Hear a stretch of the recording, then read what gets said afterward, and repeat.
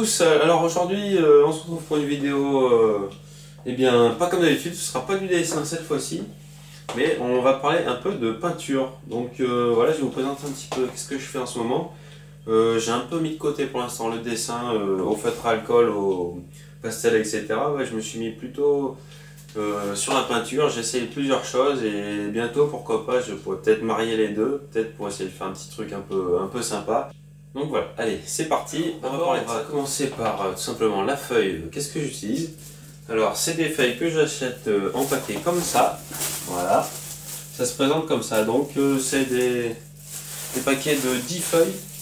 Donc, c'est du 325 grammes par mètre carré. Donc, c'est déjà pas mal. C'est bon, un truc qu'on peut pas utiliser pour faire le dessin au feutre à alcool parce que c'est vrai que ça bousille les mines et ça bouffe l'encre comme pas possible. Donc voilà, j'ai pris un papier un peu épais, voilà, comme ceci, parce que au moins quand on peint dessus, en général ça fait ça courbe un peu la feuille, elle reste pas droite quoi. Donc il faut vraiment quelque chose d'épais qui tient la route. Voilà, donc pour les feuilles c'est fait. Alors ensuite on va passer, donc on passe aux bombes que j'utilise donc pour faire mes peintures.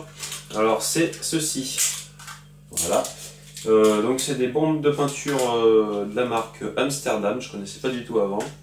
Je sais que Montana en faisait, mais ça bon, j'ai trouvé ça en magasin, donc bon, ça coûte à peu près 9 euros, 9-10 euros la bombe, donc c'est un peu cher, surtout si vous voulez une palette de couleurs assez importante, ça fait vite beaucoup d'argent. Moi je sais que j'en ai une vingtaine, donc 20 x 10, 200 euros quoi. Donc après faut vraiment s'en servir parce que sinon ça vaut vraiment pas le coup quoi. Et voilà, donc c'est de la peinture acrylique à l'intérieur, donc avec du solvant et mis sous pression. Alors ce qui est important d'ailleurs, il y a plusieurs critères qui différencie chaque bombe de peinture. Alors la première c'est la pression, comme je vous parlais. La pression, c'est plus il y a de pression, plus on peut se mettre loin et remplir une surface relativement grande de papier rapidement. Voilà. Par contre le problème c'est que c'est vachement moins précis que des petites bombes comme ceci où on peut prendre plus de temps, faire des choses plus minutieuses, plus précises. Voilà, avec les bombes haute pression, il faut vraiment avoir la main sûre pour pouvoir s'en servir. Mais sinon, pas de grosse différence là-dessus. Alors ensuite, deuxième critère, alors on a l'opacité. Donc l'opacité c'est quoi? C'est la transparence. Plus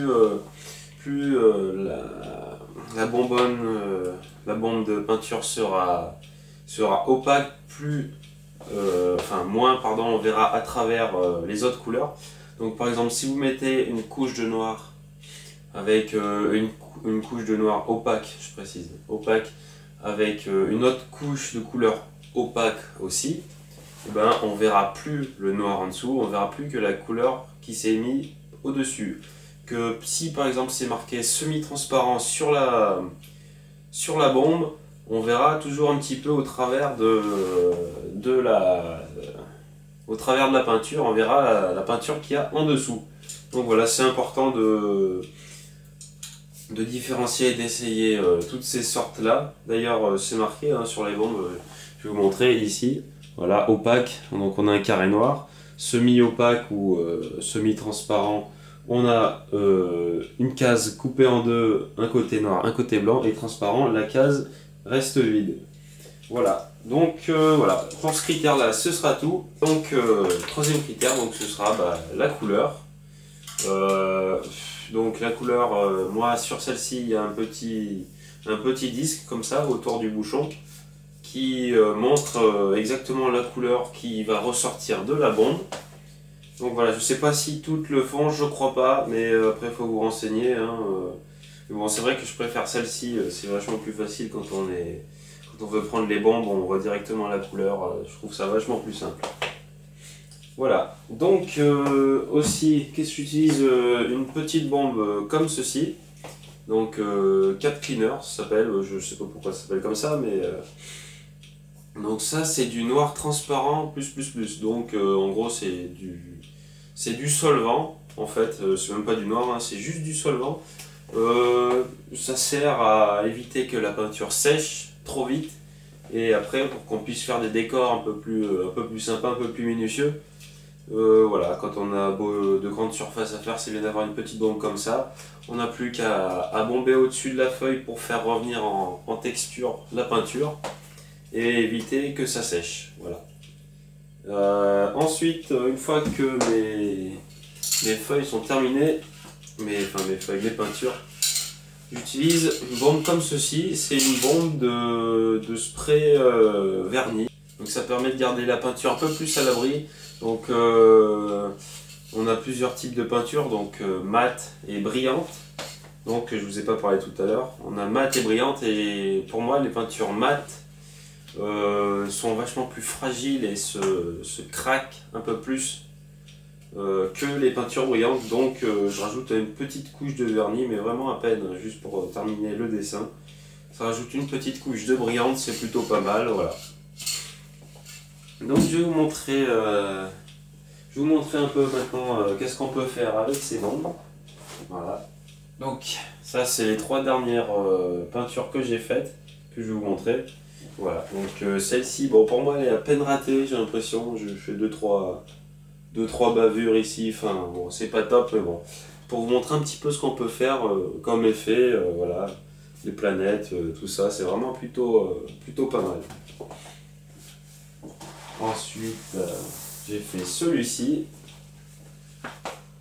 Celui-là, je le trouve plutôt pas mal. Après, bon, moi je commence, hein, j'ai acheté des bombes la semaine dernière, donc après, ça peut pas être parfait, mais bon, ça commence un petit peu à venir, voilà. Ensuite, je vais vous montrer donc le dernier. Je trouve que c'est celui que j'ai le plus réussi. C'est celui-là. Voilà, donc c'est vraiment super bien si on veut faire des trucs un peu fantastiques, un peu original, du style des planètes ou des paysages un petit peu qui sortent du commun. Donc ce sera tout pour cette vidéo, j'espère que ça vous aura plu. Je ferai une petite vidéo, je pense, très bientôt, démonstration pour savoir comment on se sert de ces bombes. C'est pas très compliqué, mais je vous montre un petit peu les techniques que moi je connais, que j'utilise pour pouvoir faire des dessins un petit peu originaux, et pour vous montrer aussi les différents effets qu'on peut avoir avec ceci. Et surtout, moi j'aime bien agrémenter mes dessins avec des formes un petit peu comme ça, du ciel étoilé, tout ça. C'est vraiment vachement plus simple à faire avec des bombes de peinture qu'avec un crayon. C'est pour ça que moi j'utilise beaucoup de techniques différentes sur un dessin. Et voilà, donc je vous parlerai de tout ça dans une prochaine vidéo qui arrivera bientôt. J'espère que ça vous a plu, et à la prochaine tout le monde. Here we go.